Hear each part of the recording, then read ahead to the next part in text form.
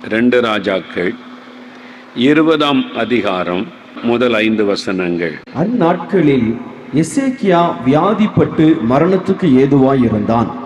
அப்பொழுது ஆமோத்சின் குமாரனாகிய ஏசாயா என்னும் தீர்க்கதரிசி அவனிடத்தில் வந்து அவனை நோக்கி, நீர் உமது வீட்டு காரியத்தை ஒழுங்குபடுத்தும், நீர் பிழைக்க மாட்டீர், மரித்து போவீர் என்று கர்த்தர் சொல்லுகிறார் என்றான். அப்பொழுது எசேக்கியா தன் முகத்தை சுவர்புறமாக திருப்பிக் கொண்டு கர்த்தரை நோக்கி, கர்த்தாவே, நான் உமக்கு முன்பாக உண்மையும் மன உத்தமமாய் நடந்து உமது பார்வைக்கு நலமானதை செய்தேன் என்பதை நினைத்தருளும் என்று விண்ணப்பம் பண்ணினான். எசேக்கியா மிகவும் அழுதான்.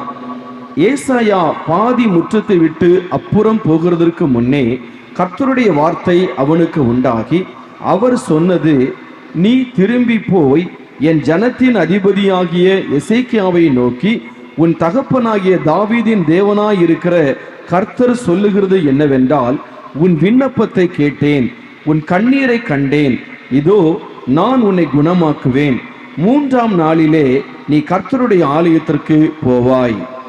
நான் இன்றைக்கு உங்களுக்கு என்ன சொல்லணும்னு தேவ சமூகத்தில் ஜெபித்த போது உங்களுக்காக ஆண்டவர் சொன்ன வார்த்தை தான் இது. உன் விண்ணப்பத்தை கேட்டேன், உன் கண்ணீரை கண்டேன், நான் உன்னை குணமாக்குவேன். அதாவது நான் உனக்கு அற்புதம் செய்வேன், நான் உன் தேவைகளை சந்திப்பேன், நான் உன் கண்ணீரை துடைப்பேன். என்னால் உன் கண்ணீரை நான் கண்டேன், உன் விண்ணப்பத்தை நான் கேட்டேன் என்று ஆண்டவர் சொல்லுகிறார். எசேக்கியா என்ற ஒரு ராஜா, அவன் எருசலேமை மையமாய் வைத்து யூதயா தேசத்தை ஆட்சி செய்து வந்த ஒரு ராஜா எசேக்கியா என்கிற ராஜா. 25 வயதுல அவன் ராஜாவாக முடிசூட்டப்பட்டான் என்று இந்த ராஜாவை குறித்து வேதத்தில் எழுதப்பட்டிருக்கிறார். இந்த 2 ராஜாக்கள் 18ஆம் அதிகாரத்திலே நீங்கள் அதை வாசிக்க முடியும். அப்ப 25 வயசு இளம் வயதுல ராஜாவாக்கப்பட்டு விட்டார். வேதம் சாட்சி கொடுக்கிறது, அவன் கற்பனைகளின்படி நடந்தான், தேவனுக்கு பிரியமானபடி நடந்து கொண்டான், அவன் ஆண்டவரை விட்டு பின்வாங்கி போகவில்லை. அப்படிப்பட்ட ஒரு ராஜாவுக்கு ஒரு கொடிய வியாதி வருகிறது. அது பிளவை, கேன்சர் என்று ஆங்கில வேதாகமத்தில் குறிப்பிடப்படுகிறது. ஆண்டவர் போய் ஏசாயாட்ட பேசுறார். என்ன சொல்றாரு? எசேக்கியா வியாதிப்பட்டு படுக்கையில் இருக்கிறான், அவன் எனக்கு பிரியமானபடி நான் வாழ்ந்தான், ஆனா இப்போ அவனுடைய காலம் முடிகிறது, அவன் மரிக்க போகிறான், நான் அவனை எடுத்துக்கொள்ள போகிறேன். நீ போய் அவன்கிட்ட சொல்லு, வீட்டு காரியத்தை ஒழுங்குபடுத்தும். சும்மா அப்படி இப்படியே போட்டுட்டு மறிச்சு போயிட்டா வீட்டு காரியம் தாறுமாறாயிரும். அதனால வீட்டு காரியத்தை நீ ஒழுங்குபடுத்த சொல்லு, அவன் மரித்து போவான். கர்த்தர் சொல்லுகிறார் தன்னுடைய தீர்க்கதரிசிகிட்ட. இப்ப ஏசாயா வருகிறார், அரண்மனைக்கு வந்து எசேக்கியா ராஜா கிட்ட வந்து பேசுறார். நீர் சாக போகிறீர், பிழைக்க மாட்டீர், கர்த்தர் எடுத்துக்கொள்ள போகிறார், வீட்டு காரியத்தை ஒழுங்குபடுத்தும். என்னையா அது ஒரு ஊழியக்காரன் மூலமா நல்ல செய்தி தானே வரணும், மரண செய்தி வருது. ஆண்டவர் உங்களை பற்றி இப்படி சொல்லி இருக்கிறான்னு சொன்னா என்ன ஆகும் உங்களுடைய காரியம்? யோசித்து பாருங்க. பெரிய தீர்க்கதரிசி அவர். இப்ப எசேக்கியாட்ட வந்து சொல்றாரு, வீட்டு காரியத்தை ஒழுங்குபடுத்தும், கர்த்தர் சொல்லுகிறார், நீர் சாக போகிறீர், அவ்வளவு ஆண்டவர் எடுத்துக்கொள்ள போகிறான்னு செய்தி சொல்லுகிறார்.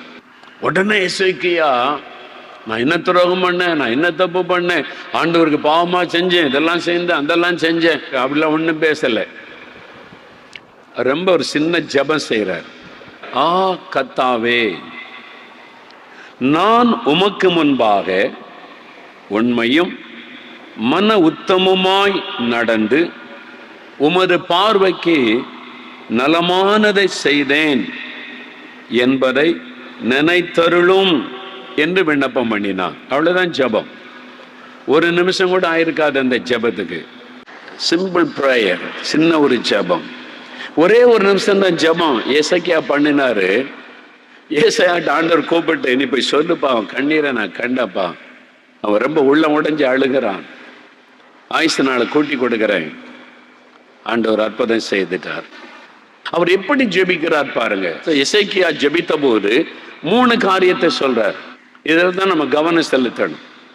என்ன சொல்றார்? முதலாவது, கர்த்தாவே, நான் உமக்கு முன்பாக உண்மையும் மன உத்தமமாய் நடந்து உமது பார்வைக்கு நலமானதை செய்தேன் என்பதை நினைத்தருளும். அவ்வளவுதான்.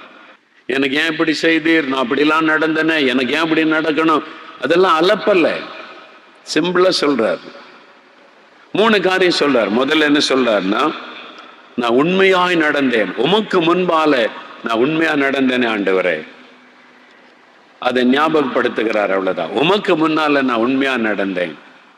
தேவன் அதை நினைக்கிறார். எசேக்கியா எனக்கு முன்பா உண்மையாய் நடந்தான். நல்ல கவனிங்க. உண்மை முதலாவது, ஃபெய்த்ஃபுல்னஸ்.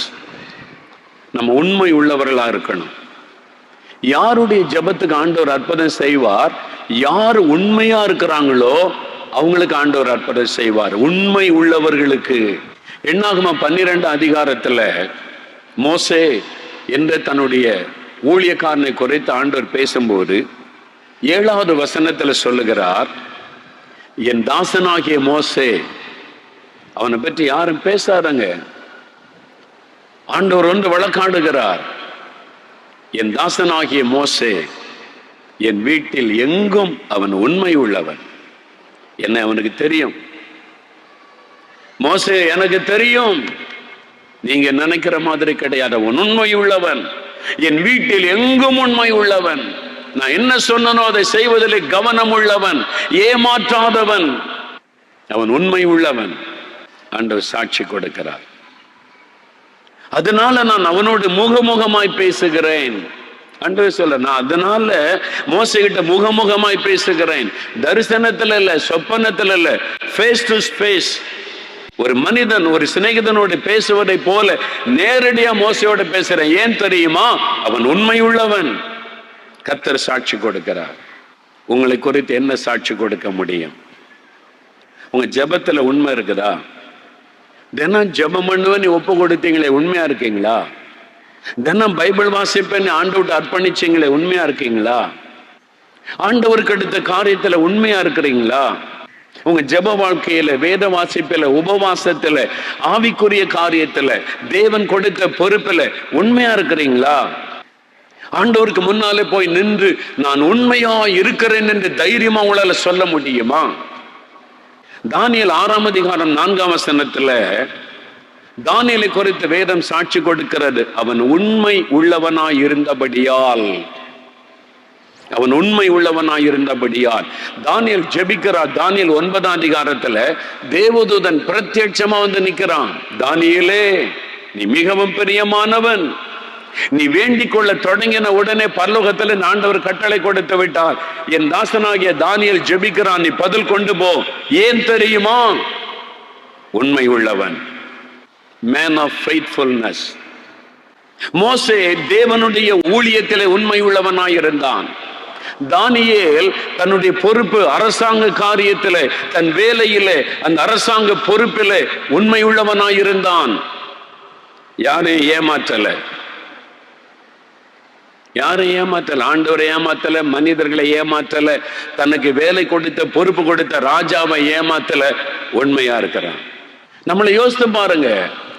உங்க வீட்டுக்குள்ள நீங்க உண்மையா இருக்கீங்களா? ஒரு கணவன் மனைவிக்கு, மனைவி கணவனுக்கு உண்மையா இருக்கீங்களா? ஒரு பெற்றோர் பிள்ளைகளுக்கு, பிள்ளைகள் பெற்றோருக்கு உண்மையா இருக்கிறீங்களா? உங்க அப்பா அம்மாவை ஏமாத்துறீங்களா? ஆண்டவர் எப்படி உங்களுக்கு அர்ப்பணம் செய்ய முடியும்? உங்க மனைவியை ஏமாற்றி, உங்களுடைய புருஷனை ஏமாற்றி ஒரு உண்மையற்ற தன்மை உங்களுக்குள்ள இருந்தால், உண்மையா நான் இருக்கிறேன்னு உங்களால சொல்ல முடியுமா?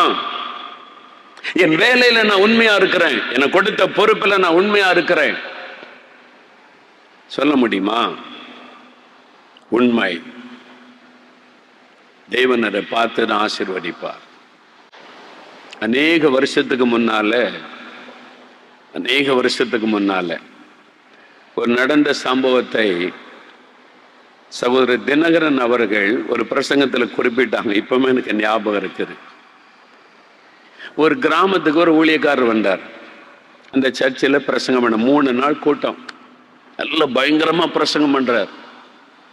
நல்ல ஆண்டோடைய வார்த்தையை வச்சு 3 நாள பிரசங்கம். ஜனங்கள்லாம் உட்கார்ந்து கேட்குறாங்க, பயந்து நடுங்கி ஒப்பு கொடுக்குறாங்க. நல்ல ஜெபம்லாம் பண்றார்.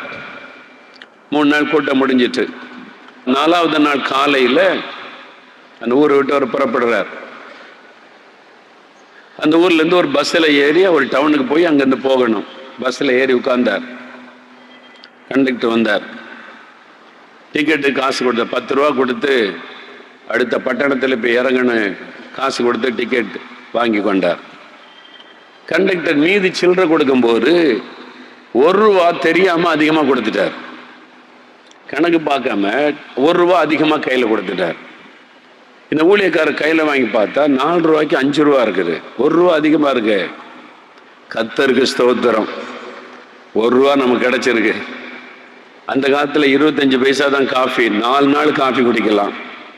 1 ரூபாய்க்கு இட்லி ஒரு டிஃபன்லாம் சாப்பிடலாம். நமக்கு மிச்சம்.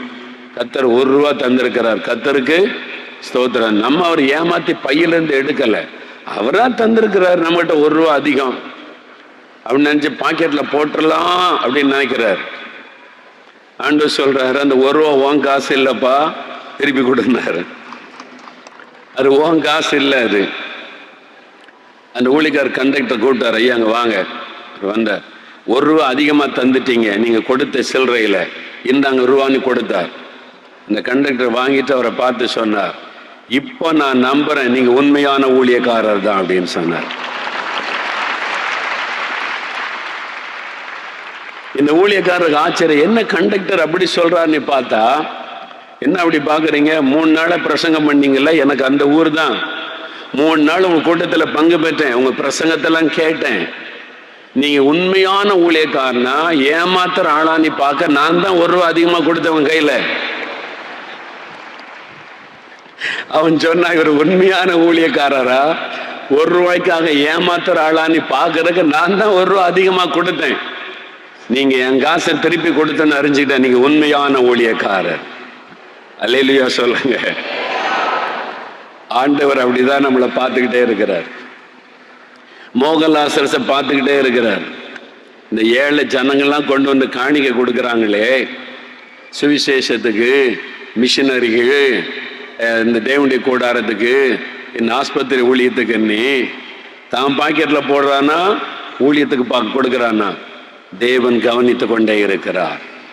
அவருடைய பார்வைக்கு ஒருத்தரும் தப்ப முடியாது. நம்முடைய உண்மைத்துவத்தை அவர் சோதித்து பார்க்கிறார்.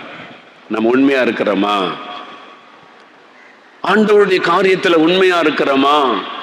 நம்ம உண்மை உள்ளவளா இருந்தா தைரியமா அவருடைய சமூகத்துல போய் ஜெபிக்கலாம். ஆண்டவரே, என்னால் முடிந்த அளவு நான் உண்மையா இருந்திருக்கிறேன். மத்தேயு 25ஆம் அதிகாரம் 21ஆம் வசனத்துல இயேசுவே சொல்லுகிறார், உண்மையும் உத்தமமான ஊழியக்காரன் எஜமானுடைய சந்தோஷத்துக்குள் பிரவேசிப்பான்.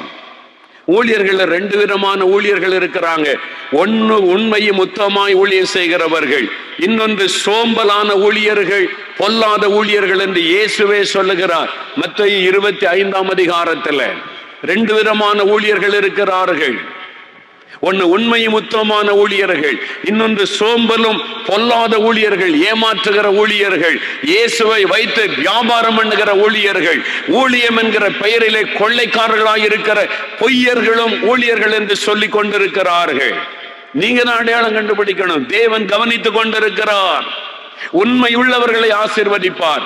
ஏமாற்றுகிறவர்கள் கொஞ்ச நாள்ல காணாமல் போய்விடுவார்கள். நம்ம உண்மையா இருக்கிறோமா, ஏமாற்றுகிறோமா? அதான் முக்கியம். நம்ம உண்மையா இருக்கிறோமா, ஏமாற்றுகிறோமா? ஏமாற்றக்கூடாது. அப்ப அதற்கு நம்ம ஒப்பு கொடுக்கணும். நான் ஏமாற்ற மாட்டேன் ஆண்டவரே. சிலர் நண்பர்களை ஏமாத்திடுறாங்க, நம்பி பணம் கொடுத்தவங்களை ஏமாத்திடுறாங்க. எவ்வளவு பெரிய துரோகம்! நம்பிக்கை துரோகம் பண்ணுகிறவர்கள். அவங்களும் பைபிள் வாசிக்கிறாங்க, அவங்களும் ஜெபிக்கிறாங்க, அவங்களும் ஊழியத்துல இருக்கிறாங்க. நம்பிக்கை துரோகம் பண்ணி ஏமாற்றுகிறவர்கள் எவ்வளவு துணிகரம்! எப்படி ஆண்டவர் ஆசீர்வதிக்க முடியும்? மதுரையில நான் ஊழியத்துக்கு ஒப்பு கொடுத்த ஆரம்ப நாட்கள் சாக்கு வியாபாரம் பண்ணுவாங்க. சாக்கு வியாபாரம், பழைய சாக்கெல்லாம் நடத்துகிற ஒரு கடை உண்டு. நல்ல கர்த்தருடைய பிள்ளைங்க. நான் சில சமயம் அவங்க கடையில் உட்கார்ந்து பேசிட்டு ஆண்டவரை பற்றி பேசிட்டு வருவோம். அவங்க கடை சின்ன சந்துக்குள்ள இருக்குது, மெயின் ரோட்ல இல்லை. அவங்க கடை நிறைய கடை மெயின் ரோட்ல இருக்குது, இவங்க கடை சின்ன சந்துக்குள்ள சின்னதா இருக்கும். நான் கேட்டேன், உங்க கடை மெயின் ரோட்ல வைக்கலாமே, சின்ன சந்துக்குள்ள சின்னதா இருக்குது, இது எப்படி தேடி ஆட்கள் வருவாங்கன்னு கேட்டேன். அவங்க சொன்னாங்க, பிரதர், எங்க கடையை தேடி கஸ்டமர்ஸ் நிறைய பேர் வருவாங்க, இந்த சின்ன சந்துக்குள்ள இங்கதான் வாங்கணும்னே தேடி வருவாங்க. மெயின் ரோட்ல பெரிய பெரிய சாக்கு கடைலாம் இருக்குதுங்க அப்படின்னு சொன்னேன். அங்க கூட போக மாட்டாங்க, எங்களை தேடி வருவாங்க. ஏன், என்ன விசேஷம்னு கேட்டேன். அவர் சொன்னார், 100 சாக்கு வாங்கினா 5 சாக்காவது கிழிஞ்ச சாக்க உள்ள வச்சு சுத்தி கொடுத்துருவாங்க. நாங்க அப்படி செய்ய மாட்டோம். உண்மை, கர்த்தர் எங்களை பார்க்கிறார். கஸ்டமரை ஏமாற்ற மாட்டோம், அதனால எங்களை தேடி வருகிறார்கள். ஏமாற்றாம பிசினஸ் பண்ணணும், வேலையில ஏமாற்றக்கூடாது. 9 மணிக்கு வேலைன்னா 9 மணிக்கு முன்னால எங்க போய் நிக்கணும். வேலையில ஏமாற்றக்கூடாது. ஏமாற்றுக்காரர்களை கர்த்தர் ஆசீர்வதிக்க முடியாது, ஆண்டவர் அற்புதம் செய்ய முடியாது. வேலையில உண்மையா இருக்கிறீங்களா? யோசித்து பாருங்க. ஆண்டவரிடத்திலிருந்து அற்புதம் பெறுவதற்கு ரொம்ப அப்படி கஷ்டப்பட அவசியம் இல்லைங்க. சின்ன ஜெபம், கருத்தாய் ஜெபிக்கிற ஒரு சின்ன எளிமையான ஜெபம் போதும், ஆண்டவர் அற்புதம் செஞ்சிருவார். ரொம்ப முக்கியமான நேரம். எல்லாரும் கண்களை மூடுங்க, ஆண்டவரை பாருங்க. ஐயா, ஆண்டவர் என்னோடு இன்றைக்கு பேசினா, என்னை உணர்த்தினா, என் குறையை நான் உணர்கிறேன், என் குறைவை நான் உணர்கிறேன். ஆண்டவர் என்னை உணர்த்தி விட்டார், என் தவறை நான் உணர்கிறேன். அப்படி சொல்றவங்க இருந்தா வலது கரம் உயர்த்துங்க. ஒரு 2 நிமிடம் நீங்களே ஜெபம் பண்ணுங்க. கண்ணை திறக்க வேண்டாம், இயேசுவை மாத்திரம் பார்த்து, ஆண்டவரே என்ன மன்னிச்சிருங்க, ஆண்டவரே என்ன மன்னிச்சிருங்க, நான் உண்மை இல்லாமல் நடந்த பாவத்தை மன்னிங்க, உத்தமமாய் நடக்காதபடி ஒரு குற்றமுள்ள வாழ்க்கை வாழ்ந்து உம்முடைய நாமத்திற்கு இழுக்கை வர பண்ணி விட்டேனே, என்ன மன்னிங்க ஆண்டவரே. உம்முடைய பார்வைக்கு நலமானதை நான் செய்யாமல் இருந்து விட்டேனே, என்னை மன்னிங்க ஆண்டவரே, என்னை மன்னிங்க. ஒரு 2 நிமிடம் இயேசுவின் முகத்தை பார்த்து சொல்லுங்க, Jesus please forgive me o Lord, have mercy upon me o Lord. நான் உண்மை இல்லாமல் நடந்து விட்டேனே, உத்தமமாய் உம்மை பின்பற்றாமல் போய்விட்டேனே, உமக்கு பார்வைக்கு நலமானதை செய்யாமல் இருந்து விட்டேனே, என்னை மன்னிச்சிருங்கப்பா இயேசுவே, என்னை மன்னிச்சிருங்க. இன்றைக்கு நான் பரிசுத்தமாய் வாழ ஒப்பு கொடுக்கிறப்பா, ஜெபம் பண்ண ஒப்பு கொடுக்கிறப்பா, உங்களுக்கு பிரியமானதை செய்ய ஒப்பு கொடுக்கிறப்பா. ஆண்டவரே, உத்தமமாய் உம்மை பின்பற்ற ஒப்பு கொடுக்கிற ஆண்டவரே, அப்பா என்னை ஒப்பு கொடுக்கிறப்பா, மன்னிச்சிருங்க ஆண்டவரே. இன்னும் 1 நிமிடம் ஆண்டவரை நோக்கி கதறுங்க. அவர் இரக்கமுள்ள தேவன், மன்னிக்கிற தேவன், மனதுருக்கமுள்ள ஒரு தேவன். அவருடைய ரத்தத்தினால் உங்களை கழுவி கொண்டிருக்கிறார், அவருடைய ஆவியினால் உங்களை சுத்திகரித்துக் கொண்டிருக்கிறார். இதோ உங்களை பரிசுத்தமாக்குகிற தேவன் அவர். ஒப்பு கொடுங்க, ஒப்பு கொடுங்க. ஆண்டவரே என்னை மன்னிச்சிருங்கப்பா, நான் ஜெபிக்க வேண்டிய காரியத்திற்கு ஜெபிக்காமல் இருந்து விட்டேனே, ஜெபிக்க வேண்டிய அளவு ஜெபிக்காமல் இருந்து விட்டேனே, என் தேசத்திற்காக ஜெபிக்க தவறி விட்டேனே, அதனால் இன்றைக்கு மிருகங்கள் தேசத்தில் சுற்றி தெரிகிறது.